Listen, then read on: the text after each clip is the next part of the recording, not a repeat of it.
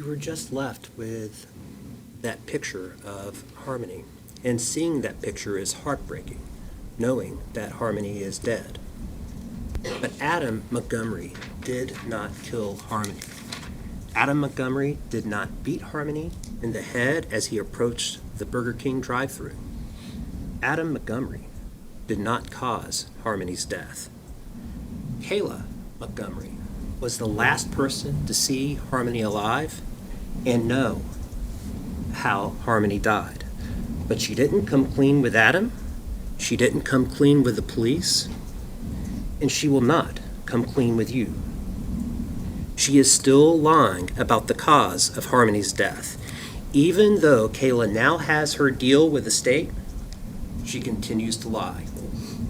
The only reason Kayla has to lie now is to protect herself. The only reason she has to lie and point the finger at Adam is because the truth points the finger at her. The only reason Kayla has to lie to make Harmony's death so brutal and foul by Adam is to hide that Adam was protecting Kayla, his wife, and the mother of his kids. Now look, I'm not pretending that Adam isn't innocent here. Adam is not an innocent here. He and Kayla covered up Harmony's death. He's not an innocent here. He and Kayla moved Harmony's body from place to place to keep it hidden. And Adam is not an innocent here. He and Kayla put her body in a shower to wash her remains of the fluids of decomposition and then permanently hid her remains. You can and should find him guilty of those crimes. But in committing those crimes and sticking with a story that protected his wife, Adam set himself up for Kayla's betrayal. Her betrayal to accuse him in the most vile way possible of what he did not do. To accuse him of brutally killing his, not her, daughter, when she knew that was not what happened. The evidence that will show you that Adam did not brutally murder Harmony will come mostly, and very reluctantly, from his accuser, Kayla. Not from other witnesses or the physical evidence, but by showing that Kayla's lies continue, and the only one protected by those lies is her. Because only she, other than an infant and a toddler, was around when Harmony died. Only she knows the truth, and only she has benefited from all the lies she has told. November 27, 2019, a day before Thanksgiving. Adam, Kayla, Adam's daughter Harmony, toddler son Seamus, infant son Declan were evicted from their home on Guilford Street in Manchester. They began living out of their Chrysler Sebring. In the following week, when Adam was running around trying to make money to get them out of their situation, Kayla was left cooped up in that seemingly increasingly smaller by the minute car with a 5-year-old child, not her own, a 2-year-old toddler,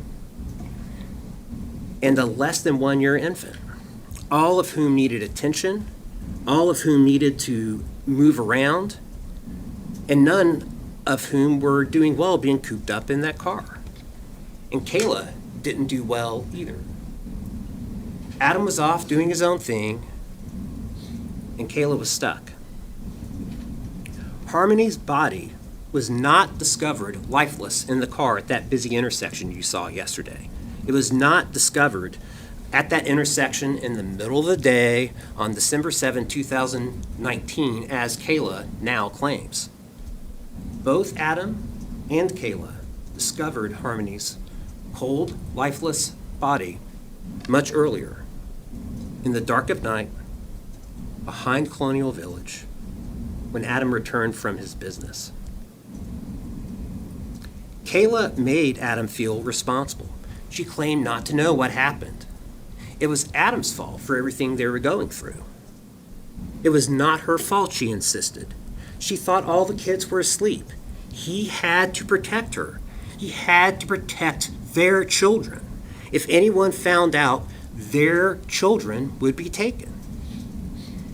Adam stood by Kayla, and together they covered up Harmony's death. By that decision, Adam became so intertwined in Harmony's death that he could not get out. Neither Adam nor Kayla knew what to do, so they put the decision off. Adam placed Harmony's body in a duffel bag from the car and placed that duffel bag in the trunk. And Harmony's body was in that bag in the trunk of the car when it broke down at the intersection of Webster and Elm. They had driven off from the Colonial Village apartments to try and figure out what to do, where to put Harmony's body. But then the car broke down. When it did, Adam grabbed the bag from the trunk and carried Harmony's body away from the intersection to the parking lot at Colonial Village. From there, as you'll hear, Harmony's body was moved from place to place until Adam and Kayla finally figured out a plan to hide the body permanently. When asked, Adam and Kayla told people that Harmony was back with her biological mom in Massachusetts. Let's now move forward 2 years. December 2021. This was 2 years after Harmony's death and close to a year after Kayla and Adam had separated. The police were now investigating Harmony's disappearance. They found Kayla and asked her where to find Adam and where Harmony was.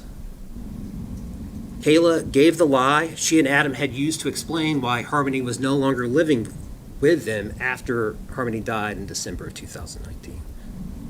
That Adam had returned Harmony to her mother in Massachusetts. Kayla also told the police that she believed Adam was in Maine. After speaking with the police, she contacts Adam, and she told him, quote, "You need to come down here." She told him he needed to return to New Hampshire and deal with the police because she was not going to deal with all this by herself. Adam did what Kayla told him to do and returned. But unfortunately for Kayla, he also brought another woman, Kelsey Small, with him. Adam met up with Kayla and they talked about what to do. That New Year's Eve 2021, Kayla talked to the police again. This time, it was at the Manchester police station. She again gave the lie that protected her, insisting Adam took Harmony to her mother's, and that was all that she knew. And after well over an hour of talking, as Kayla stuck with this lie, the police gave her time alone to think, to write down what she wanted to say, just in case it was too difficult to verbally speak about. And Kayla did take that time alone to think and to write. And this is what she wrote. Quote, "I don't know what happened. No clue. I just know he left to bring her to meet her mom, to give Harmony to her after he dropped me off at work in the morning." And she wrote, "You need to get him to talk. He won't tell me anything. So he obviously did something and isn't saying anything to me." Kayla was ready to point the finger at Adam, but only in a way that protected herself. 5 days later, January 5th, Kayla was arrested anyway, but for something different than what the police had wanted to talk with her about. Instead of being arrested in relation to Harmony's disappearance, she was arrested for something else, what eventually became a theft charge. But she knew the arrest was to pressure her. While in jail, Kayla had more time to think and to scheme. How was she going to get out of this mess that she was in? She knew that the police thought she had information about what happened to Harmony, and she knew that the walls were closing in. Kayla also knew that pointing the finger at Adam was worth something, and pointing the finger would help get her out of this mess, and she thought about how to use Adam to get out of it.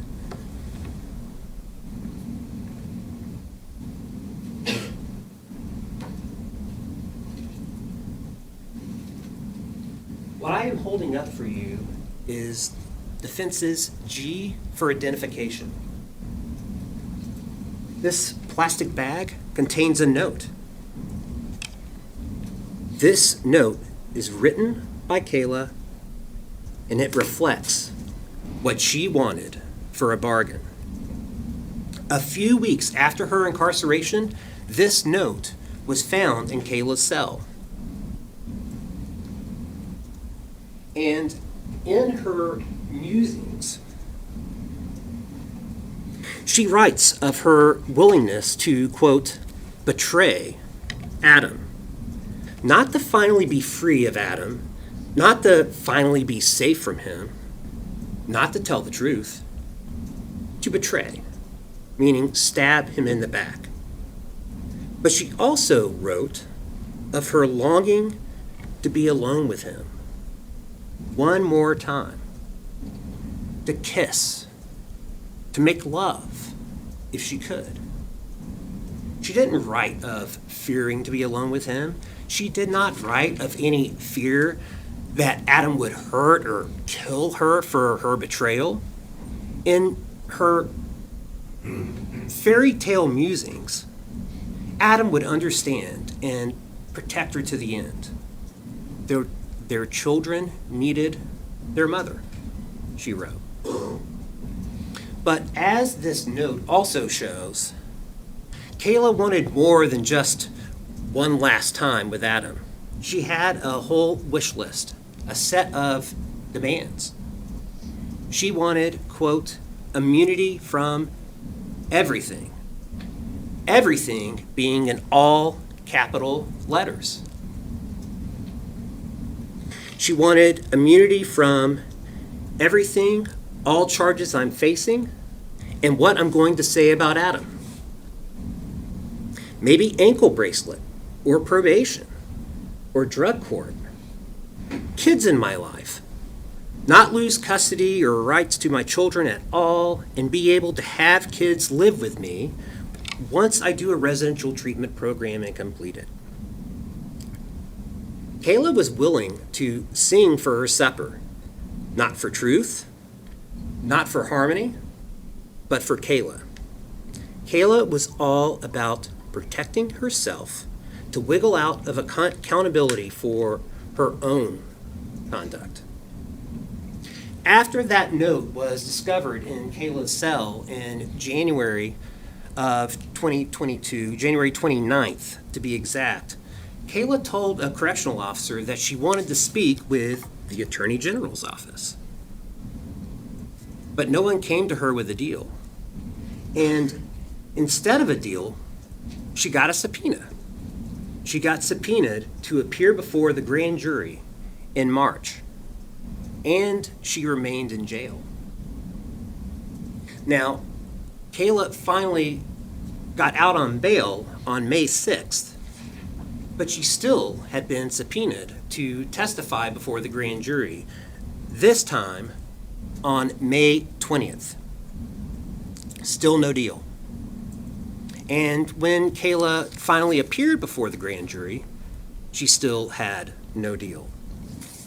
It was explained to Kayla that she could choose not to answer a question if it would incriminate her. Instead, though, she chose to lie under oath the same oath you'll see her take later, trying to make herself look innocent while pointing the finger at Adam. She told the grand jury that Adam had dropped her off at Dunkin' Donuts on November 30th with Harmony and the two boys in the car, and said that he was returning Harmony to her mother in Massachusetts. But even as Kayla insisted that she didn't know what happened to Harmony, a bombshell drops. The Attorney General's office, the AG, told her as she was testifying she was working at Dunkin' Donuts that they had her employment records. Was she sure? They asked. Kayla knew then that she was caught. She was caught in a lie. The AG had her employment records, looked at them, and knew that she was not working. And this was not just a simple, honest mix-up of days. Those records showed that the AG's office had, those records showed that she had been fired from Dunkin' Donuts for stealing even before the family had been evicted on the 27th of November. She knew she was caught in a lie. She knew the AG's office could prove it, but she had not developed a new lie and couldn't change course in midstream without a plan. So that day before the grand jury, May 20th, she kept marching forward, hoping that maybe they would believe her anyway. Nothing happened at first after her grand jury testimony was over, but Kayla knew it was coming. And roughly 2 weeks later, on June 3rd, when Kayla checked in as part of her bail conditions, it did. It came. She was arrested for lying before the grand jury. Kayla had a new story prepared, but with the new charges, the state had the upper hand. She was allowed to give her new story with the agreement that her statements could not later be used against her. But there was no guarantee of a deal, and instead, Kayla would only get that deal that she wanted if her statements helped the police figure out what happened to Harmony. And if the state decided that Kayla's statements were not helpful, she would be facing not only the charges she was already facing, but now 2 more felony charges, this time for perjury, perjuring herself before the grand jury, plus any charges that could come about if the police were able to figure out what happened to Harmony without her statements. And Kayla knew that the police were going to follow up on what she now said. And without something to corroborate this new story she was going to give, there wouldn't be any reason for the police to accept it. After all, she had already lied to the grand jury to point the finger at Adam. So instead of the truth, she told a lie of a brutal killing where she was also a victim. But because there cannot be any corroboration for the lie itself, Kayla intermingled some of the truth of how she and Adam covered up Harmony's death. The lie itself cannot be corroborated, but there would be corroboration in the truth of the cover-up. Because Kayla's new story was not true of how Harmony died, she lacked real memories to draw from, and the details did not fit. Both the details she provided and the ones she did not provide. And it is in those details based on a lie, that begin to reveal the lie still being told by Kayla. At first, Kayla's new story for the police, when she gave a proffer on June 3rd of 2022, her new story was that it was the middle of the night, 2 or 3 a.m. Harmony had been having trouble controlling her bodily functions while the family had been living out of the car, and Harmony went to the bathroom again. Adam responded by repeatedly punching Harmony, probably like 10 to 15 times. That story changed to Adam assaulting Harmony in the morning before they went to the clinic for their methadone. The story then continued by saying that Adam struck Harmony again after getting back in the car from the clinic. Then, as they drove to Burger King because Kayla wanted to get something to eat for her and the kids, the story expanded to Adam punching Harmony as he was driving into the Burger King parking lot. Kayla claimed to recall Adam commenting that the last strike was different. He thought he hurt Harmony. Kayla did tell the police that she put an arm up briefly to try and stop Adam, but to no avail. Adam drove up to the Burger King drive-thru. They ordered their food. Adam paid cash. The family got their food and drove back to the Colonial Village apartments with Harmony moaning in the back. That's her story. And when asked, Kayla claimed that she fed the kids. She told the police that she went up to her friend Anthony Bodero's residence to get some drugs for she and Adam to use, leaving Adam alone in the car with Declan, Seamus, and Harmony. This whole entire story was not true.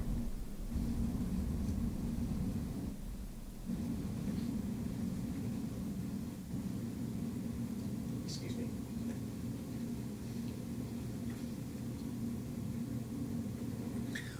One of the things that you'll see that reveals her story about punching to be a lie is that she is unable to describe a true scene. She does not describe 2-year-old Seamus crying as his sister beside him is being struck. She does not describe the baby screaming as violence and chaos break out around him. She does not describe trying to soothe or quiet the children. Nor does she describe Adam reacting at all to what would have been a cacophony of screaming and crying had all that punching been true. She does not describe trying to hide a broken child from the Burger King cashier or any concern on Adam's part that Harmony might be seen by the cashier or the camera. She does not describe Harmony as she feeds, piece by piece, food to Seamus, who is next to her in the backseat of the car.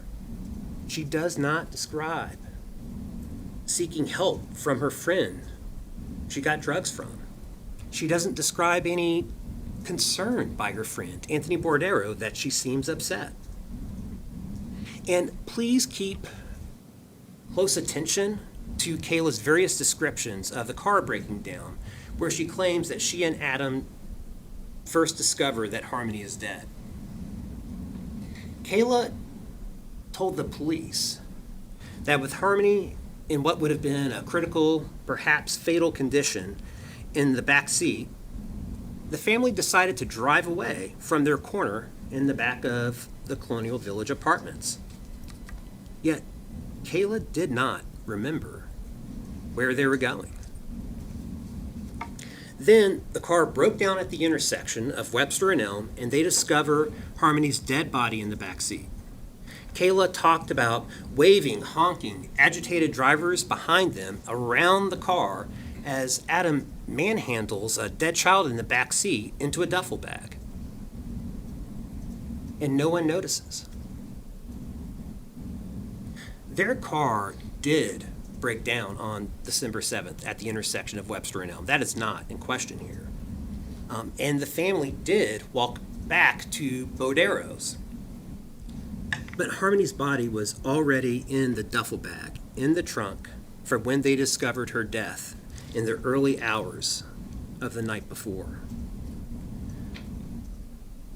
Yesterday, before we broke, the court gave you a partial set of instructions on how you are to go about deciding this case. Among them was an instruction on assessing the credibility of witnesses. It is up to you to determine the credibility of witnesses, but the judge did suggest an illustrative list of factors to consider in making that determination. One factor is whether what the witness said appeared reasonable. In discerning this, details matter, the details that are given and the details that are not. Is the witness pulling from a well of true memory or just making it up? Another factor the court has offered for your consideration is whether what the witness said is consistent with other evidence in the case. And that leads me to some of the science that was used in this case. Kayla also described Adam cleaning up blood spilled by Harmony with a kerchief. That lie was exposed by a special test that can reveal blood traces, even blood that was supposedly cleaned up. Luckily for the police, they were able to locate the broken down Sebring 2 years later. They're able to bring it to their lot at the police station, and they were able to search and test it with a special test that could detect invisible blood, blood that cannot be seen with the naked eye. No traces of blood, including on the back passenger seat where Kayla said Harmony bled and Adam cleaned it up. In offering guidance in assessing witness credibility, another common sense factor offered by the court is whether the witness had a bias or motive to lie. There will be time during Kayla's testimony, during direct and cross, to explore the changes, the inconsistencies, and details within her story, both those that are there and those that are not. And you just heard about the science to also assist you in evaluating Kayla's claims. But here, what follows is an example of Kayla's motive to lie at play, of Kayla taking something true and twisting it to point the finger at Adam, yet hide her own involvement.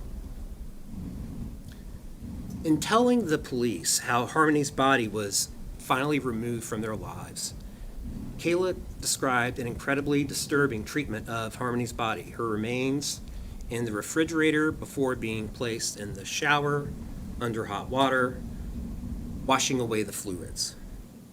Kayla at first said it was all Adam, and he wouldn't even let her in the bathroom. But she slipped up, and fortunately the interviewers caught it. They caught the slip and they probed. Kayla had to admit that she was part of it too. She cut off Harmony's hoodie in the shower, and she and Adam bagged up Harmony's clothes. And when that was done, Kayla and Adam put her remains in another bag, with Kayla helping Adam to zip that bag up. You will hear that after Adam and Kayla permanently hid Harmony's remains, that their relationship became more frayed. Adam struggled with the loss of Harmony and his mental health suffering. Adam and Kayla separated briefly. That was in the spring of 2020 before reconciling. But Adam continued to spiral, and a year later was arrested after another episode. He went to rehab, then stayed at a sober house before going to Maine with Kelsey Small, which was where he was in December of 2021 when Kayla told him to return to New Hampshire and help her deal with the police. Joined with the murder and related charges is a second-degree assault charge. That allegation is that Adam knowingly caused bodily injury to Harmony in July of 2019 by striking her in the face with a fist. Harmony did get a black eye during the summer of 2019, and no question about it, Adam did react when he saw Harmony trying to smother her brother, jerking her away to stop her. But that is not what caused the black eye. On July 22nd of 2019, Kevin Montgomery, Adam's uncle, came up from Florida to the house. He saw Harmony's black eye, prompting a conversation about her. During this conversation, Adam told Kevin about a time when he walked in to find Harmony smothering then 5-month-old Declan. Harmony had her hand wrapped around his mouth, causing him to turn blue. Adam pushed Harmony away while checking on Declan. Then, a week later, upon returning to Florida, I believe it was July 29th, Kevin made a report to New Hampshire DCYF, and he told DCYF that Adam gave Harmony a black eye, conflating what Adam had said. A veteran caseworker, Demetrios Saros, responded that very same day, the 29th, to investigate. Though the encounter was brief, he did see Adam and Harmony outside the house getting into a car, and when he saw Harmony, he observed no concerns. He also followed up, paying another visit on August 7th. This time he did see a small red mark in Harmony's right eye and faded bruising under the eyelid. He spoke to Harmony alone, asked probing questions to find out what may or may not have happened, and then, after doing his job, left the visit satisfied that there was no substantiated evidence of abuse. I am getting ready to step down, but before I do, there is just one more instruction I need to discuss. The court has instructed you that you are to decide this case not on sympathy, but on the evidence and the evidence alone. This case involves the tragic and senseless death of Harmony, an innocent 5-year-old, and it triggers perfectly understandable, innate human emotions, and it would be inhuman not to feel them. But as was discussed during the jury selection process, and as you've been instructed by the court, you all have a difficult yet necessary task: deciding this case not on emotion, not on sympathy, but on the evidence. And after you have heard all of the evidence, after you've heard all the evidence in this case and apply the facts to the law, you will know that Adam did not murder his daughter or engage in witness tampering with Kayla. Kayla was an equal participant in the cover-up. She alone knows how Harmony died, and she won't tell. At this trial's conclusion, we will ask you to follow the evidence you have heard and find Adam not guilty of murdering his daughter, witness tampering with Kayla, and second-degree assault.